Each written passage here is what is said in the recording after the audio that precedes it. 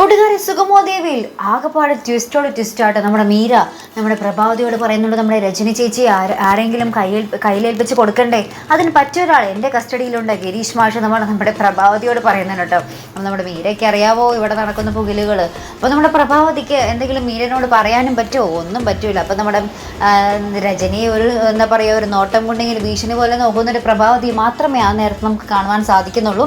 അപ്പുറത്താണെങ്കിൽ നമ്മുടെ ദേവി നമ്മുടെ പ്രഭാവതിയോട് ഇങ്ങനെ കയർക്കുന്നുണ്ട്. എന്താണ് കാര്യമെന്ന് അറിയില്ല. എൻ്റെ പറയുന്നുണ്ട്, മീര പറയുന്നത് കേൾക്കേണ്ട ആവശ്യം എനിക്കില്ല, എനിക്ക് എൻ്റെ ഭർത്താവ് പറയുന്നത് മാത്രം കേട്ടാൽ മതി, ഭർത്താവ് പറയുന്നതാണ് എൻ്റെ അവസാന വാക്ക് എന്നൊക്കെ പറഞ്ഞ് നമ്മുടെ ദേവി ആ താലിയൊക്കെ പിടിച്ചുകൊണ്ട് ഭയങ്കര ഡയലോഗ് നമ്മുടെ പ്രഭാവതിയുടെ അടുത്ത് അടിക്കുന്നുണ്ട് കേട്ടോ.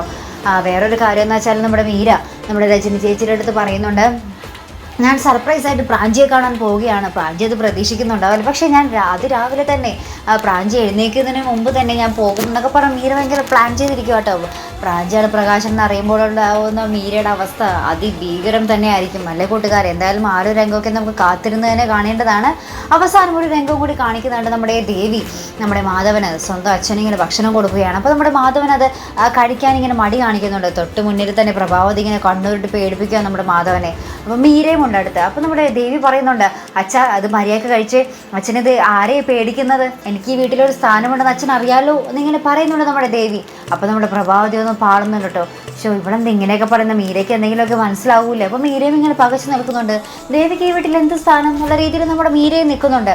എന്തായാലും എങ്ങനെയൊക്കെയാണ് കഥയിൽ നമുക്ക് കണ്ടു തന്നെ അറിയാം കേട്ടോ. അപ്പോൾ ഇതുപോലുള്ള പ്രൊമോ റിവ്യൂസിനും എപ്പിസോഡ് റിവ്യൂസിനും ഒക്കെ നിങ്ങൾ മറക്കാതെ ചാനൽ സബ്സ്ക്രൈബ് ചെയ്യുക. അടുത്തൊരു വീഡിയോയുമായി വരുന്നത് വരയ്ക്കും ഗുഡ് ബൈ.